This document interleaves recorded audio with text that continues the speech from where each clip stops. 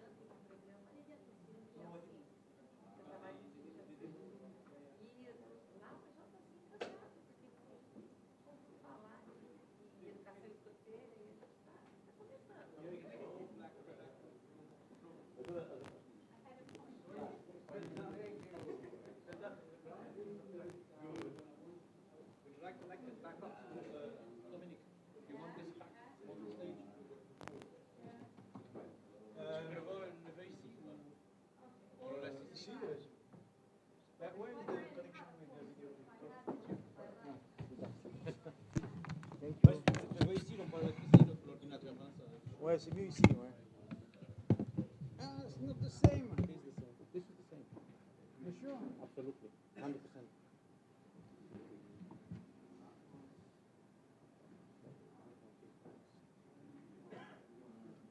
Yes. Yeah, doesn't matter. If you have the right cue. Do you have any PowerPoint or looks? I can give you the PowerPoint, yes. If you have a key. They will find your key. Apparently they know who has it.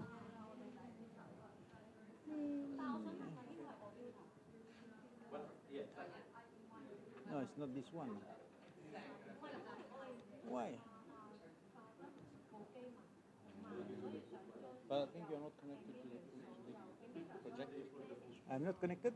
I mean, I can see your. I think you only have like one screen. Can we go on the?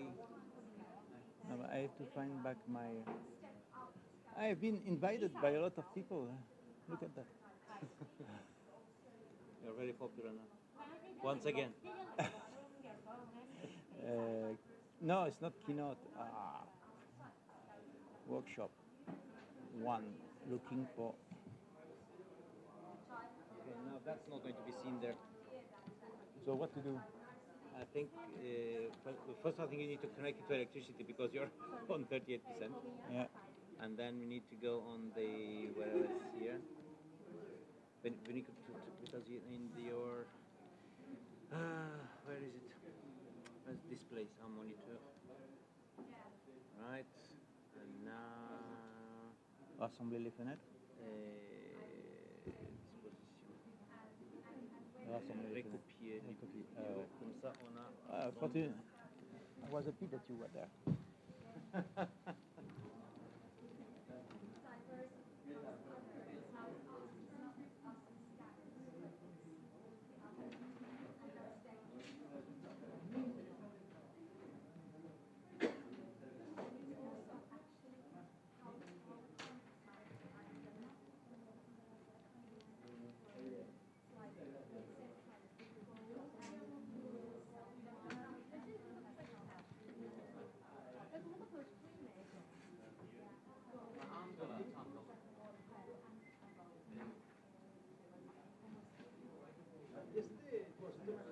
I know.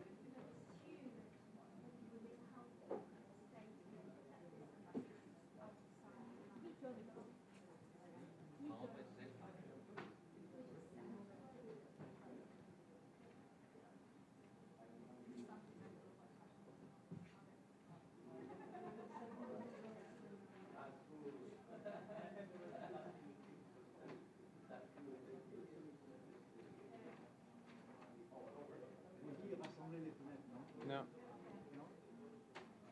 I'm just trying to look at. I know it is here, but I want to. How do you lire? Right, so that's fine. Thank you. Do you have sound in here, like movies?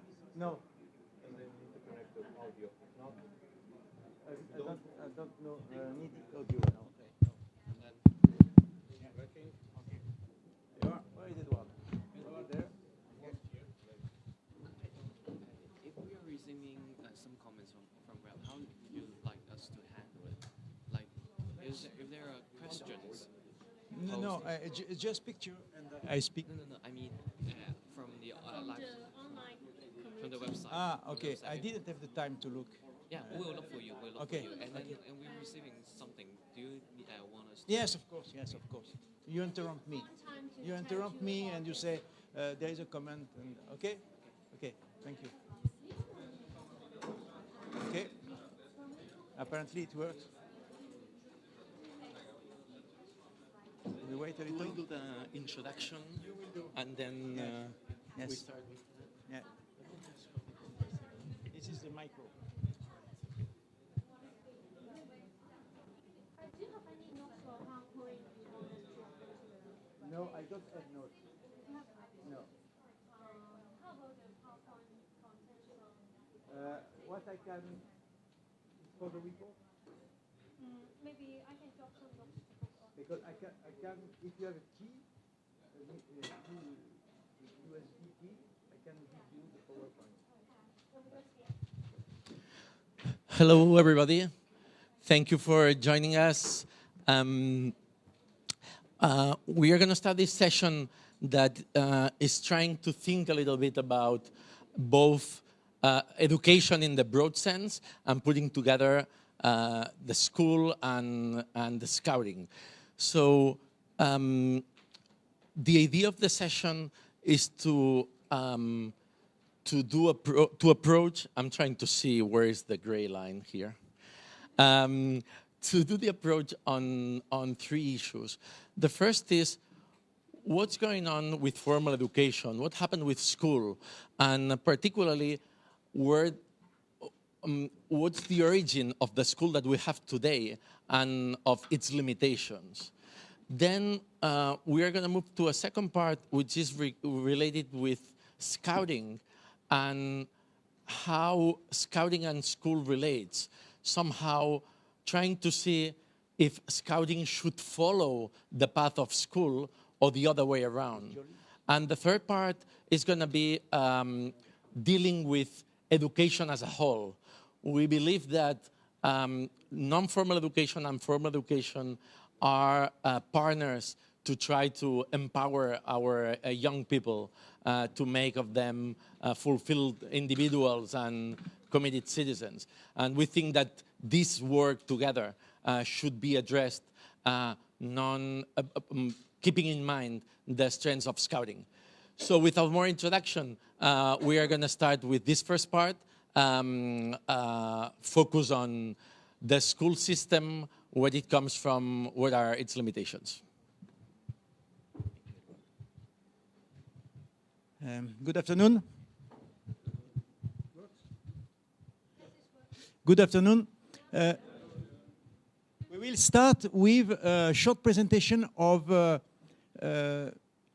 from where the school system that is presently in use all over the world is coming.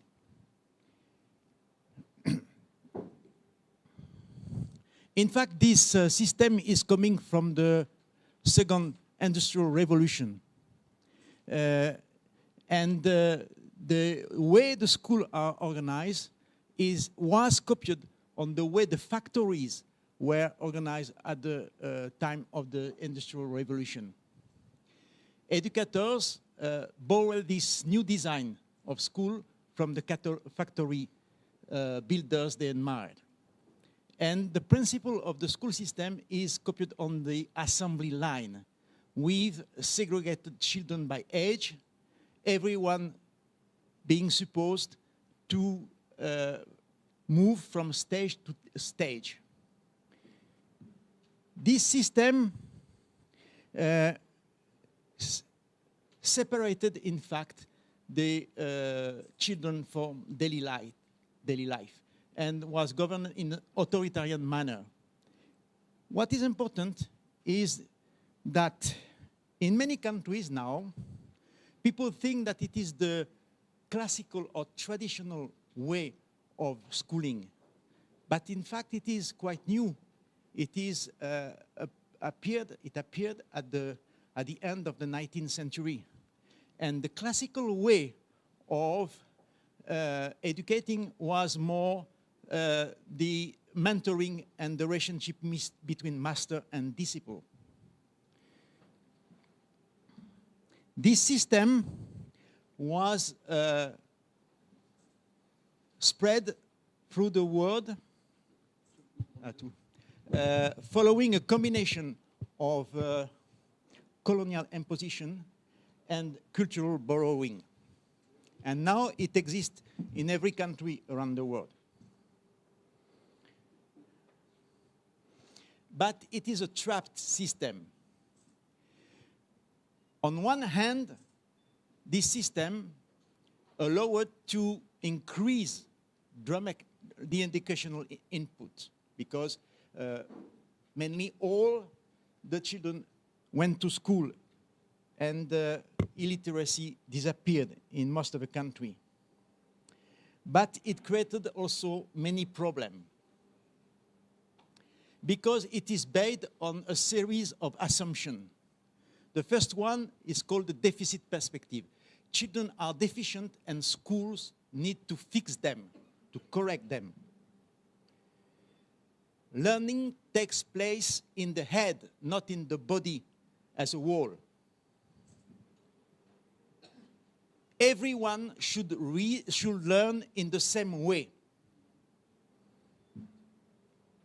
And that means that there are smart kids, those who adapt themselves well to the school system, and dumb kids, those who do not achieve to be well adapted.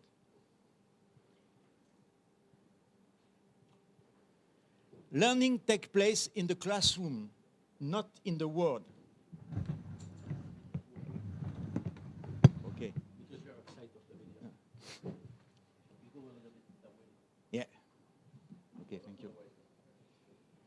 Knowledge is inherently fragmented, made of small discrete parts. School communicates the truth. Learning is primarily individualistic, and competition accelerates learning. It is what it is felt by the system. Adults, assumed to be more knowledgeable, teach, and students receive instruction from them. Students are expected to repeat what the adults have taught to them if they are to go any higher in the system. And teacher and central exam system evaluate them, the student ability to repeat what they have been taught and provide formal recognized certificates. This system now is recognized as not fitting with what cognitive science says. On this table, you have on the left side what cognitive science says today, and on the left side or the right side, what schooling does. For example, what people learn depends upon what they have already known. In the school system, what they learn depends upon what the school mandates. People learn because they are intrinsically interested or because they love it. They pursue knowledge because they need the credit. Learning is inspired by the search of meaning and growth and understanding. What they learn depends upon what books, chapters, or pages they are responsible for. The growth of mind is spontaneous and continuous. It is a matter of obligation and duty. So we would like you to, as a first step, to have a discussion about that. And to discuss, for example, these 3 questions. In which measure does this description fit with the school system in your country? In fact, what I have described here was the original system. It has evolved in a number of countries. Sometimes it does not evolve very much. In my country, for example, in France, the system is not evolving very much. It is very conservative. But in some countries, it evolves. What is it in your country? In the current organization of the school system in your country, is it criticized and challenged in some way by some people or not? Is the school system in your country evolving, and in what ways? Could you take some time? You can move your chairs, make some little groups, and start discuss during 5 minutes these 3 questions. Just 5 minutes.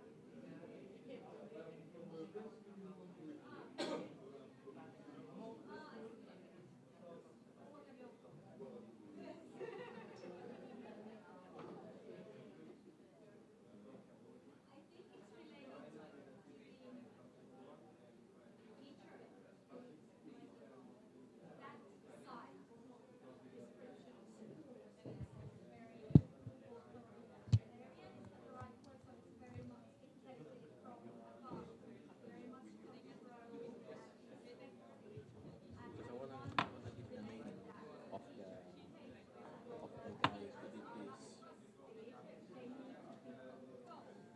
is David Olson. So what Ferrell did was explain that David Olson, who is a psychologist, developed this thing. So Farrell says, wow, David Olson explains that cognitive science do that and schooling does this. But this is something that cognitive science had been discovering in the last couple of decades. But Scou is being doing this for about 100 years. So he's kind of surprised of that now science is supporting what Scou had been doing intuitively. This is to me the crazy thing. But in some way, what is interesting in education is that nobody had since the years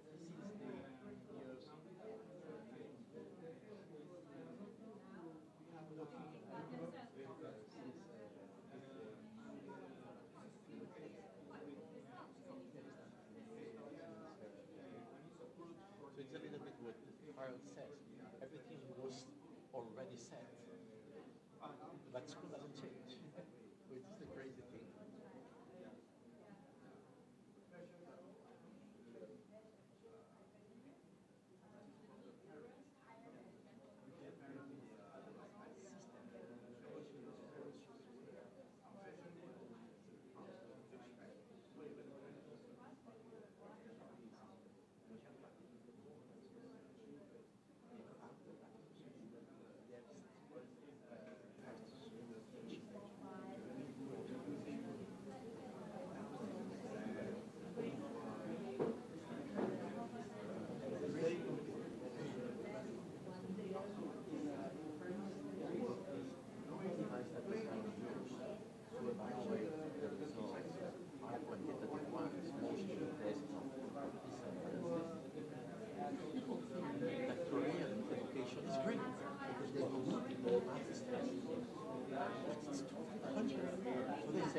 Let's do like Korea.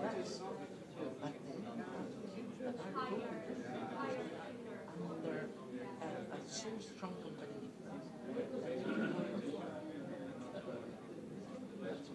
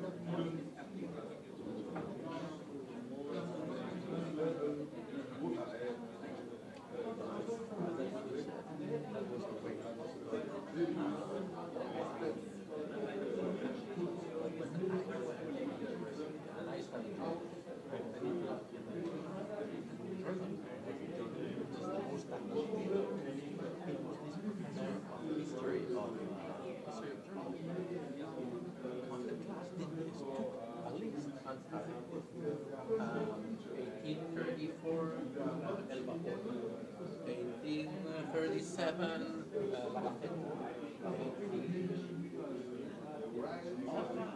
that was in the late 90s, really something that was ready back in 1990.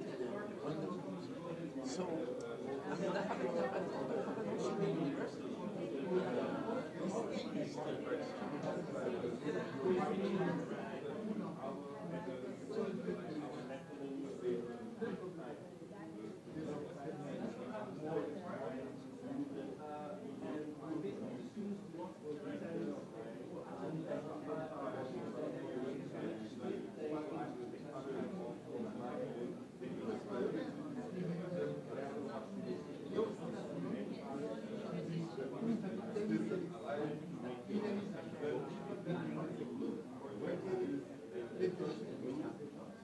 But I think that it would be good. The second part, I think that maybe we'll have to use the rate, the things, or something do something special. Maybe some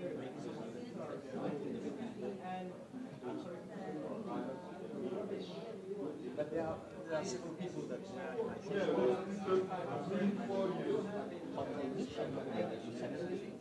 what I mean, in the initial document that you sent, okay, you remember that it was that moment that we said, oh, it's just 3 hours, it's not 5 hours, and we're reducing. Yeah. But you had more interaction on this. Yeah.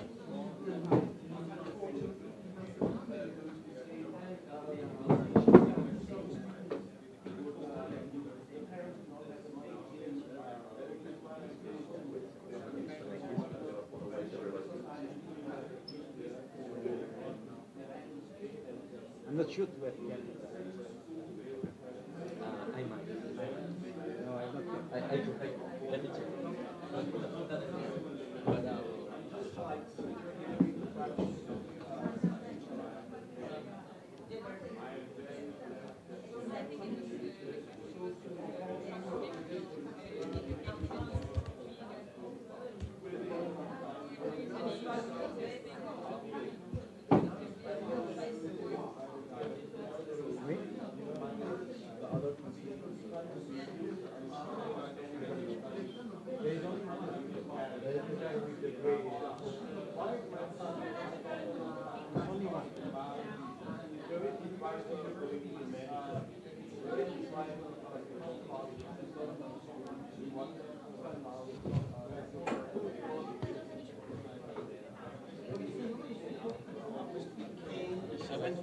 I went boost groups and group debate. Okay, no, it's good because in the group debate we're going to have a lot. You can Yeah. take some time with the group debate. Yeah, and then this group debate.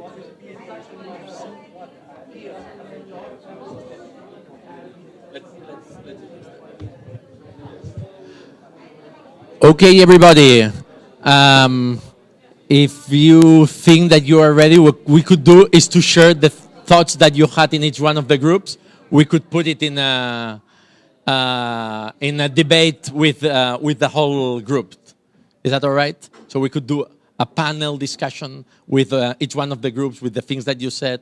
That all the people of all the groups have a little bit of thoughts on that. You are looking at me like that because it's after lunchtime. All right, that's good. So what we're going to do is to stop the small groups. We are going to ask either one or two people of each group or the people that want to share thoughts on that and discuss this. Let me, though, before, could you go to the previous one? Let me first give you an additional input on that. So this scheme that Dom was talking about, it's been done around 10 years ago by a psychologist, an educational psychologist called David Olson. And the interesting thing of what you see here, another scholar, an educational professor called Joe Farrell, said, Well, it's very interesting because cognitive science is explaining that this is how people learn now. So those are the conclusions that are in the last 2 decades on the table. And this is what school had been doing at least for a century. The interesting thing, though, is that if we think about scouting, we could see that these things that cognitive science say is precisely how scouting had been working since the beginnings.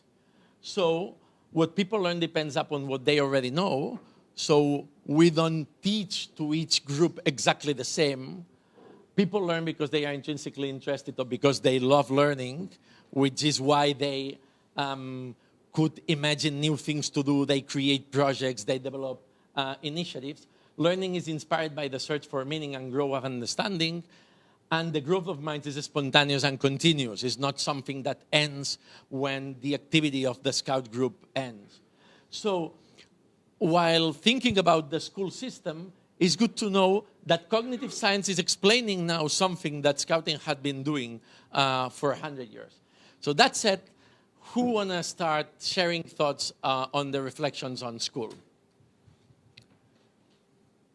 There are 2 micros, but the 2 of them should be used at the same time. Who starts?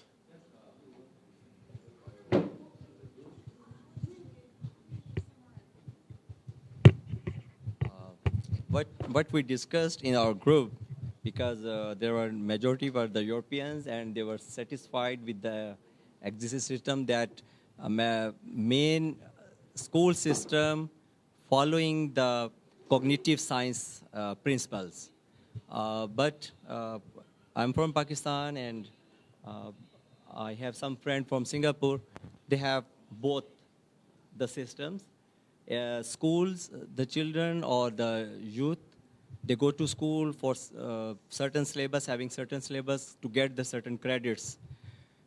In Pakistan, totally the school system is there, fixed system, getting grades, and with the passage of time, they want more grades to get the admission in the desired institutions or schools.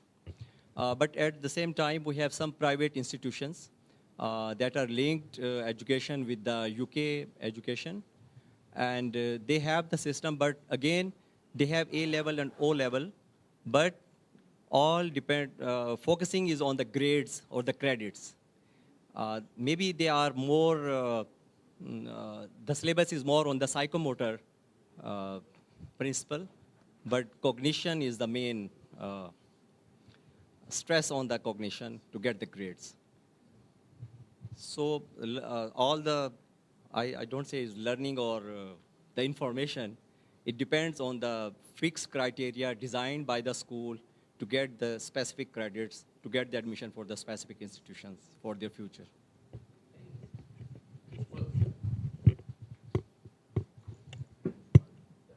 In our group, we discussed a lot of our countries were actually, sorry, I'll get out of the way, based on the British system. So a lot of it was the old schooling, and they're still doing the old schooling. And then our major conversation was around the economic factors. So in Rwanda and Brazil and other places, it really depended upon whether you had money to go to school or not. And in Rwanda, they had even 2 sessions, so a morning session, then completely different kids in the afternoon. Some countries were with the private, but again, that depended upon economic. So some of them were doing some different schooling, but it really depended upon the financial. Is that right? Yeah, something that Dominic was also saying at the beginning is that this industrial revolution model of school was useful to increase the number of people in school. So it had some positive outcomes. The thing is that now that this had been reached, we are so far from the qualitative results of the model that was more mentor-based. More thoughts? Yeah, I know. Well, we described pretty much our experiences of the school system, and there was quite a great variety, I think. One thing that I struck me was that in some of the stories and experiences we heard is that when the school system has attempted to move on the cognitive style of learning and schooling, the parents have reacted very strongly and asked for standardized testing and more homework and so on. Then, yes, we talked about teacher education, that the more and better the teachers are educated and chosen for their job, the more they have independency in delivering the teaching and maybe also experience on the different learning models.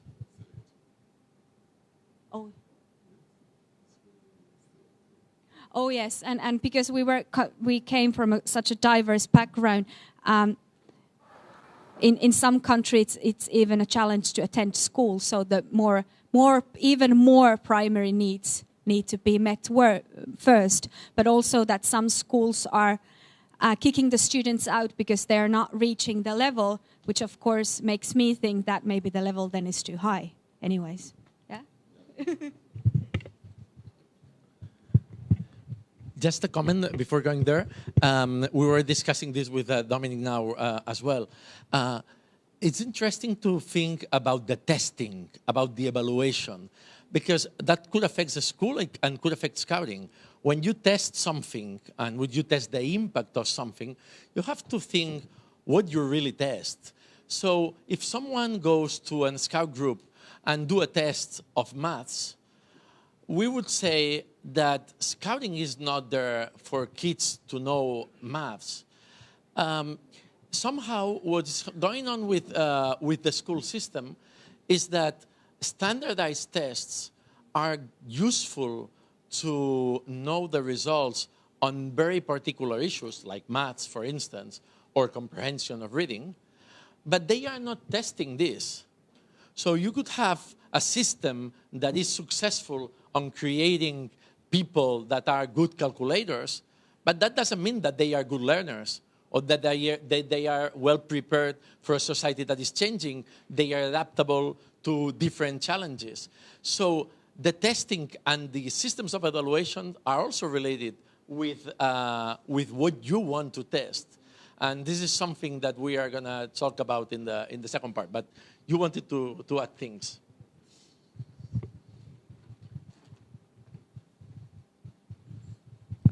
Thank you. I would like to speak on behalf of these beautiful school teachers. They are teachers from Taiwan. We discussed something here also in Hong Kong and Taiwan. We have some change, I think, on the teaching methods or instruction methods when teachers conduct his class. Or they would, I should say, before in Taiwan or Hong Kong or Singapore, we all understand you need to pass examination to go to higher school, like you join the high school or university. So we used to study very hard. But now we have educational reform, so you can go to high school because your performance in the extracurricular activities or some other performance. So you can go. There's a different channel to go into high school. So and also they also change their teaching methods in classroom, like a science teacher or English teacher. They also will divide students into groups and to more active teaching methods, something like that. Yeah, I'm not a school teacher, just I try to get some of the ideas from that. Yeah. Thank you. Thank you very much. Someone from this area there? This white area. Thank you. We were talking a bit about the impact of the Bologna process on standardizing also the higher level of education. If what has this meant for the how can you say, the possibility of being creative in the way that you conduct education at a higher level?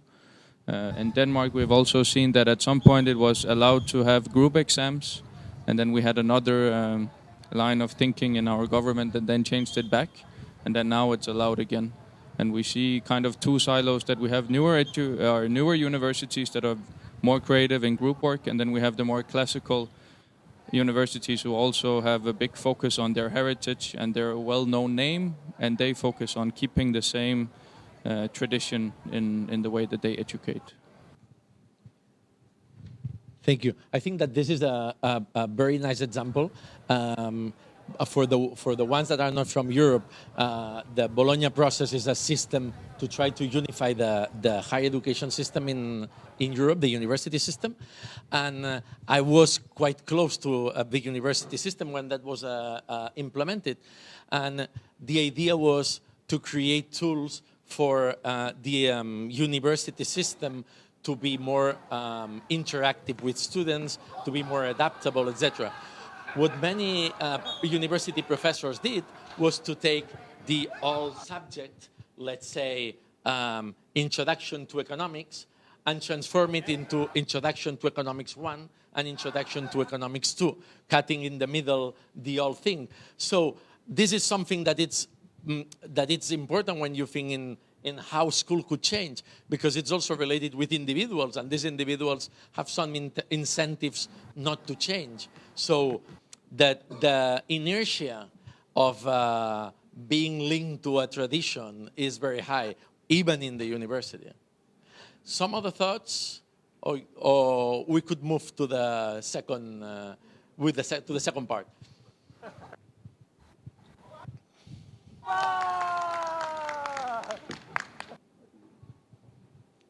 Someone is excited. So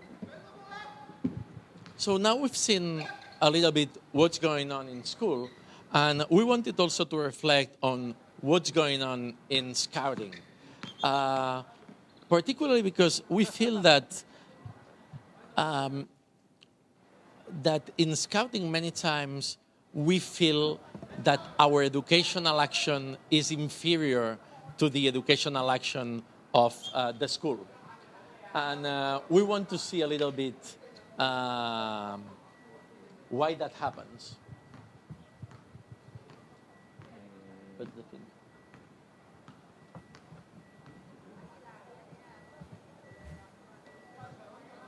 Wow.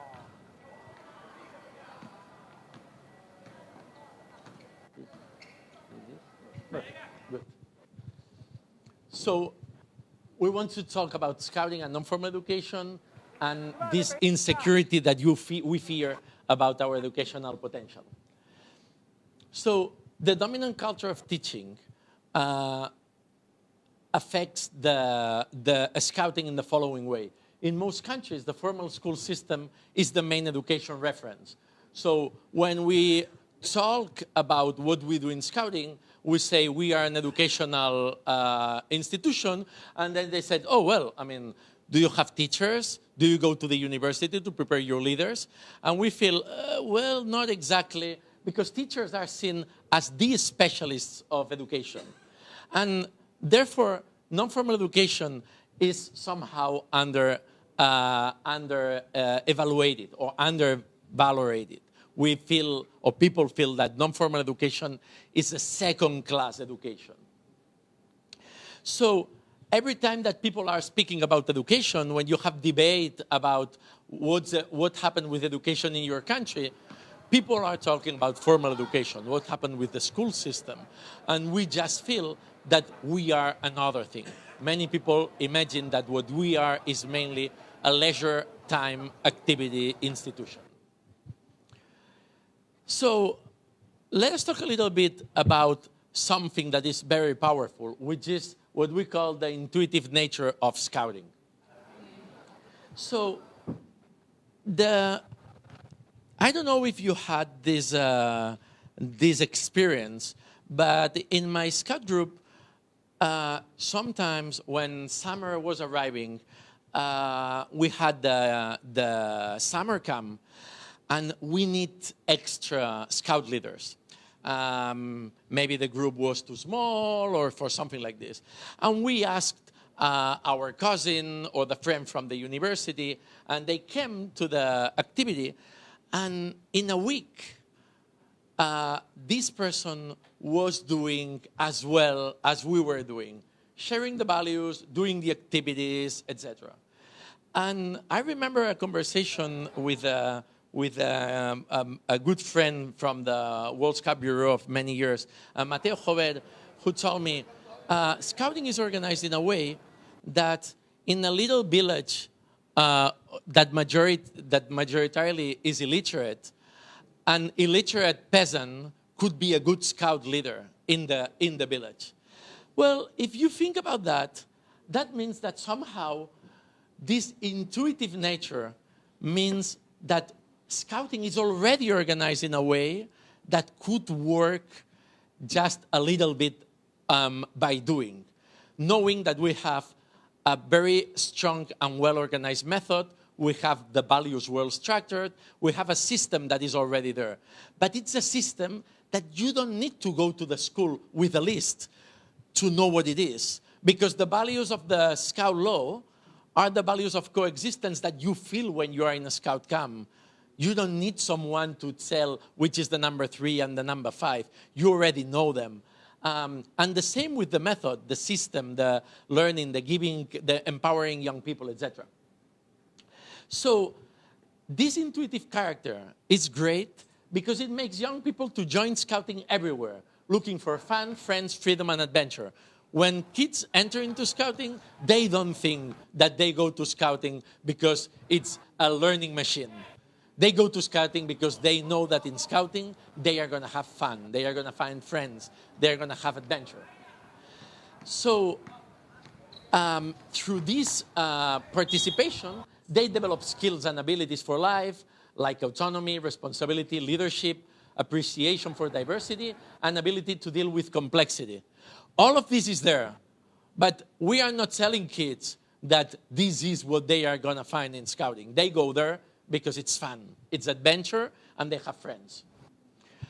Now, on the other hand, that intuitive essence make it difficult for Scouting to be perceived from the outside as the powerhouse of education that it is. And this is important in several levels. This is important in school. This is important in university. This is important when we talk with the mayor in our town, with the Minister of Education, because only people that had been in Scouting realized the output. And people who hasn't been, the only thing that they see is kids playing. And they say, yeah, you do interesting things. You are harmless, you take the kids outside, but they don't realize the potential on building leadership, on creating people able to deal with complexity, with responsibility, etc. So, this element is not only negative in the outside, it's also negative in the inside. Because inside the movement, this intuitive nature makes us be insecure and feeling that we don't really know what makes Scouting Scouting. We say, well, it cannot be that easy. It should be something else. So maybe we need much more structured training. Maybe we need a big book with activities. Maybe we need something that shows us that this is not that weak. Because if it's that weak, it cannot be that powerful. So this fear is what also makes people to cling to traditions and symbols for fear of losing authenticity. This is something that with Dom, we created a kind of bridge. He did the keynote speech yesterday. We do the session together today. And tomorrow I do the keynote speech. And we've been doing a kind of a bridge thing. Because tomorrow I'm going to talk about this. Probably in many of your countries you have had people saying, oh, the association is going far of the real Scouting, of the traditions, of what Scouting was when Baden-Powell was there. We are losing what Scouting is. Because for them, Scouting is this, because they have the fear that this intuitive thing is too weak. So another result, another consequence of this fear is to import formal education methods in the instruction and also in the activities to do serious education. We say, okay, let's put I mean, we know that with the kids, we do activities and stuff, but maybe you have to do something that is stronger, that makes them feel that we are doing proper education. And then our training, the training of our leaders, or even some Scout activities, try to go to the school system or imitating some kind of formality to feel that we are doing something that is equivalent to serious education. Now, on the leader training, this is particularly relevant because when we do the training of leaders, paradoxically, we forget what we are doing with the kids. We forget that many of the things that we want to teach is based on experience, on learning by doing, and not on being seated and taking lessons on things. So many trainings of leaders are now based on lessons, on instructions, instead of doing things similar of the empowerment of young people. And then what happens is that Scout leaders that are trained in that way, they replicate the methods with young people. And they say, well, maybe if I have to talk about environment, it's not enough to talk about the river that is dirty. Let me sit them and talk about the global warming. And I give a talk on global warming, and kids are like, what are you talking about? Give me something practical. So you all have this paper that was there with a little skim, right? So what we did here was a comparison between the elements of the Scout method, what does in Scouting, and what Dom called overturned Scouting. So in the Scout method, we have the learning by doing. And in Scouting, that means that the activities are designed to fit with your interests, needs, and personal objectives. So the activities and projects are changing because kids are changing. And each group could be different, and the interests could be different. So they learn by their interests. Now, this overturned Scouting that have the fear that we are too weak, what does is to create instructions and lessons designed to fit with progressive schemes, standard tests, or do activities that are stereotyped or repetitive, doing the same that the group did last year or that another group does, and trying not to be inventive, because maybe if we are too inventive, we're gonna do things that are too far. So we take the manual, and you read the manual, and you just do the things that the manual said that you have to do in the 4th week. Let's see on the law and promise, which are our educational values. The idea is that the promise is the personal commitment, is the action of the kids saying, we know these values, and we want to commit to it. And the law presents Scout values, the positive values. Now, the promise could also be thought as a reward. You are a good kid, you earn the promise. And the law could be also understood as a system of regulations in the negative way. But you could see that the comparison between this and that has like a whole world of difference on how Scouting is designed as is imagined, and how it could be if we feel that this is too weak. That if we just take the promise as the word of a kid, and we feel that the word of a kid is nothing, we need something else. No, you have to earn it. I'm gonna push you to that.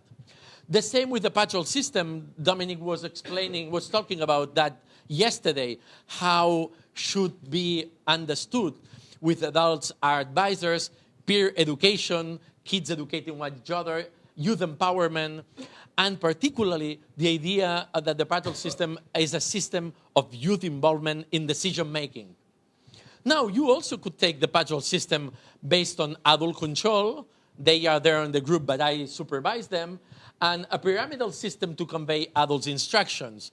So we are a hierarchical group. You have the patrols there. I tell you, head of the patrol what to do, and you tell to the other kids.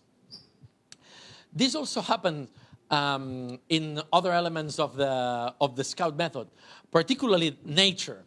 So in Scouting, nature means outdoors at the normal setting of Scout activities. And this is particularly important because nature in Scouting is not only the physical space, is a place of challenge. It's a place where you live the environment, the normal environment where you are, and you could create a new community. It's where you only have your peer to interact, where you have challenges, where you don't have the normal comfort.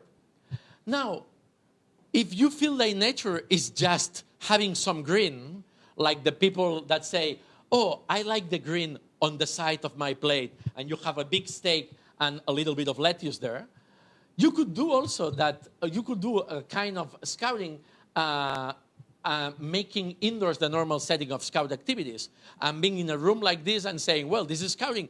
Nature is there, you go someday, but we could do it here. In personal progression is something similar. You have personal objectives, and you have evaluation through observation during activities, which is the self-education of kids. But in this overturned scouting that is taking the elements of formal education, you have the standards, and you have the evaluation through tests, saying, well, let's see if this happened. On this, I think that it's very interesting to make a reflection on the elements of the badges. So the badges were created as a way to give some incentives and aesthetical proof of your personal progression. But if this is transformed, just if the goal is not the learning, if the goal is not the progression, but the badge, then it's useless. Then it's no point. I mean, you buy it in Amazon or in eBay. No? And finally, with adult support, we also could see that in scouting is based on what Dominic was saying yesterday, the idea of dialogue and communication, the interaction, and the partnership between adult and young people, this idea of the older brother. Now, in this overturned scouting, what you have is the adult support is based on adult control and in lectures. I am the one who knows things, and I'm going to tell you what to think. Well, we would like to discuss a little bit with you about all these things. Have you ever doubted that scouting education perhaps needed this security? Maybe you or maybe in your association, have you felt this thing? Do you think that some scout leaders feel that their education is inferior than the school education? And particularly, do you think that your association is devoting more efforts to train leaders in the way that we were saying before, to train in the formal way, and to create resources for them, than to be sure that young people are empowered? And the other way around, do you have any successful example, anything to say, well, no, we changed our system or we modified our training system because we were going too far on that and we are going now in another direction? So we still have 30 minutes, and if it's all right with you, what we could do is until 4:10 to have again a little bit of discussion on groups, and then have like 20 minutes to talk together about that. Is that all right? Any thoughts or ideas before doing the discussion on small groups? Then let's move again.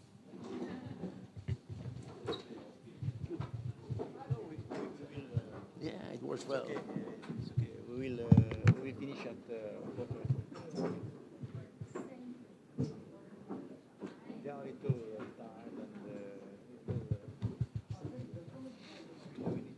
yesterday's session. There is free. I know they give it me so much.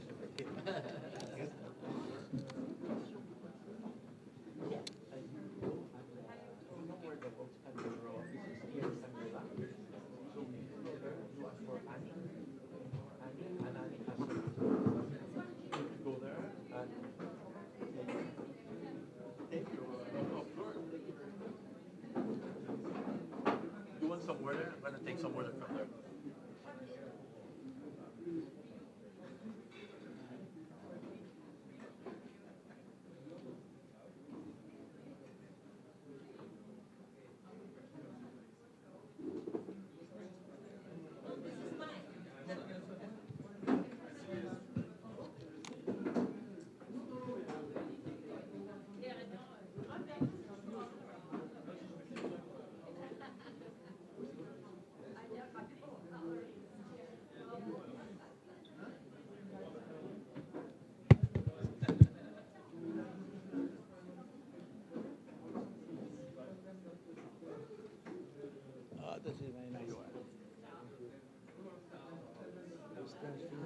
Yeah. But it's nice. I always feel bad when I have to take one plastic glass, and I feel like, oh my God. So that we are going back to paper, it's a good sign. 20 years ago, when you had paper, it was like, oh, you are devastating the Amazon, and now we realize that we devastated everything with the plastic. I think I want to ask Rado, how could we do? Because people want this PowerPoint. How could we do?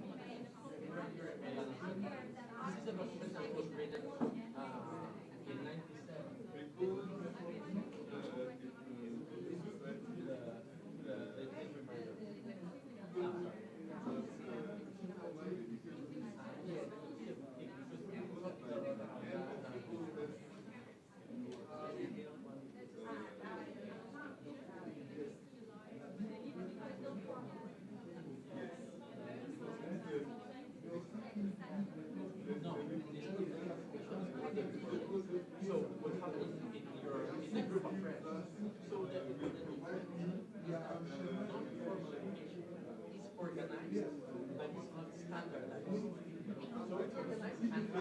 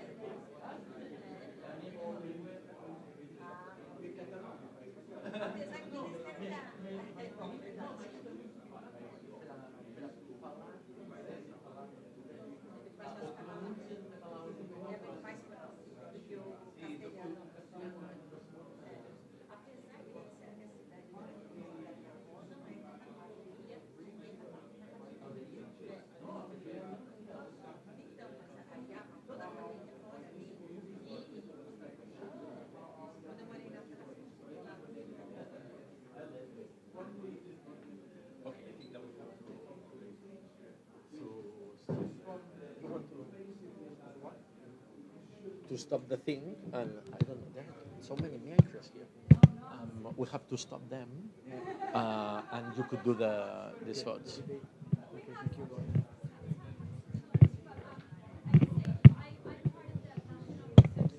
Maybe let us give them 5 minutes more, because look, they have things to say in the group still. Because we have time. We can even continue a little after the break. That's good. That's a good idea. Yeah. She argues that we are so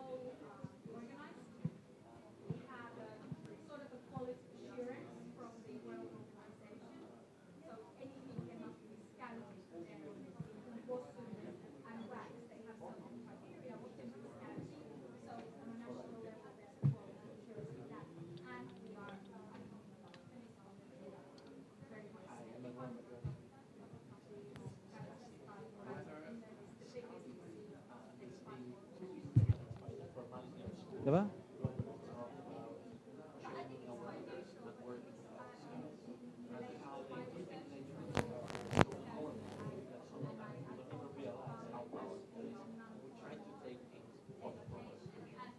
You are too serious.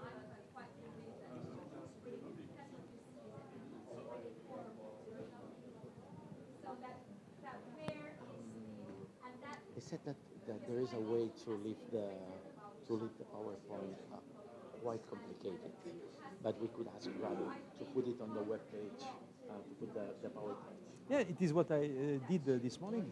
No, what you did was to put on the Basecamp. Ah, yes, the Basecamp is not open to all. Yeah, okay, right. I understand fully the.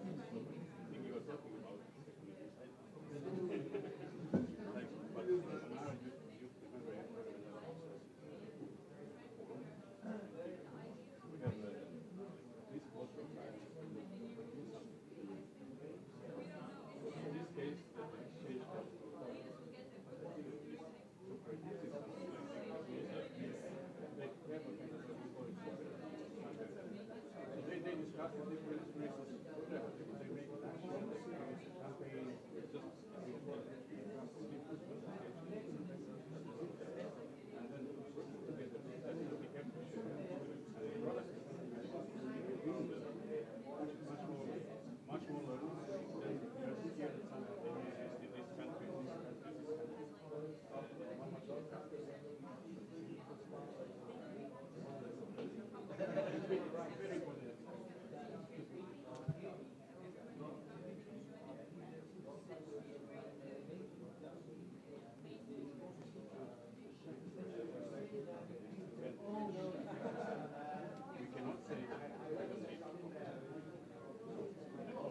the question is, how to complement instead of say this is not good anymore. The third part of our intervention is going to be the education synergy. Yeah, because so when this people to say, hey, don't get right to him, that's coming. Because it does.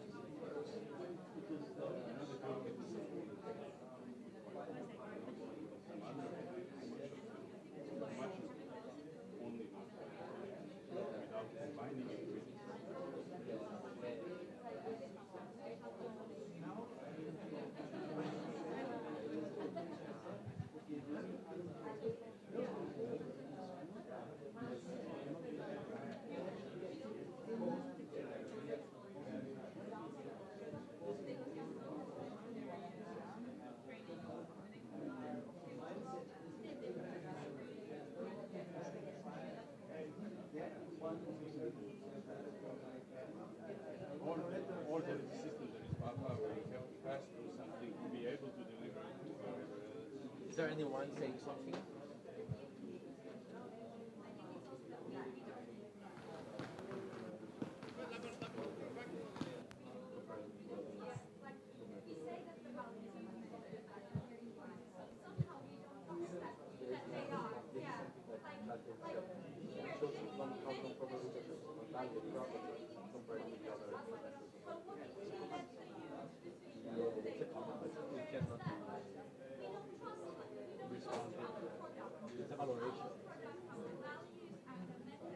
The break is at let them until the break, and then after the break, you go back here, do a little bit this, focusing again on this, and then relax.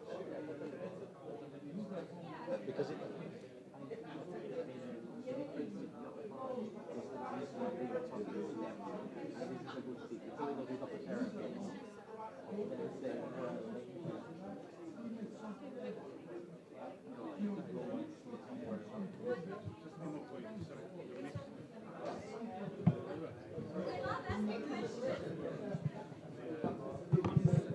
Some languages, like in Slavic languages, there is different word for education. Formal education, but there is no word for non.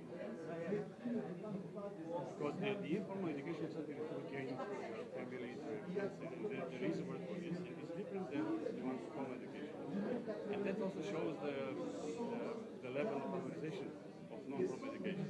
So for these two, there are words, and for non-formal education, we have to translate the word or import non-formal education, and that shows that still we didn't get the level of valorization of non-formal education. Because I was still chairman of the Catalan Youth Council, and the group for organized an event. I don't remember exactly what was that.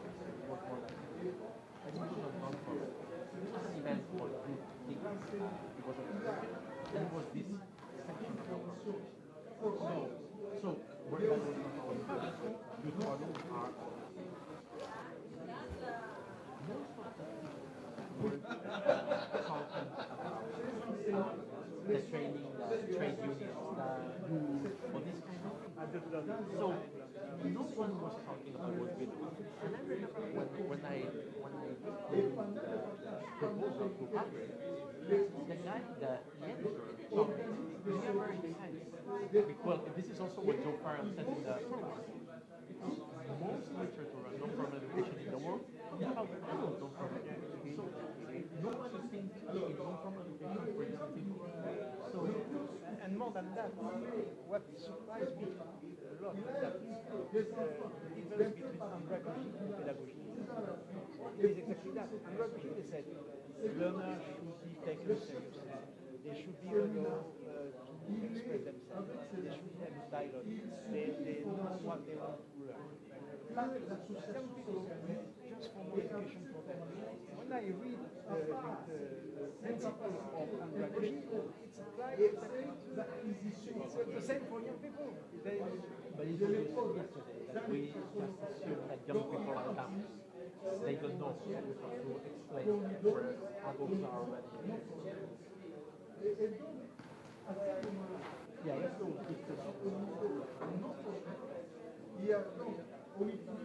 La méthode qui fonctionne, mais aussi la méthode formelle, parce qu'il y a certaines matières qui sont données. C'est pas nécessaire. Donc, nous, en Afrique, on fonctionne avec deux types. Et je pense que le défi exige aussi deux méthodes différentes.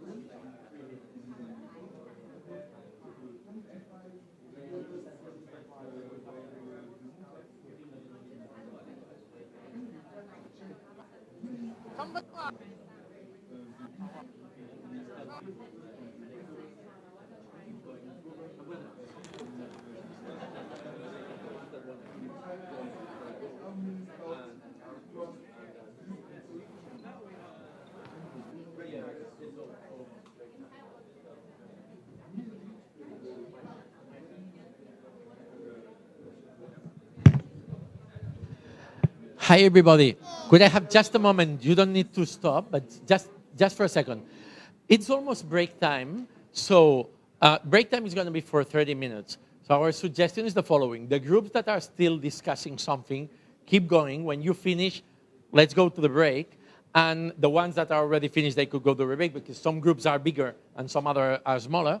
And then we meet here in 30 minutes, and we are going to share the thoughts of the different groups, and we are going to go forward to the other part. So the groups that are still discussing, you could keep. There's a little bit more than 30 minutes for the break.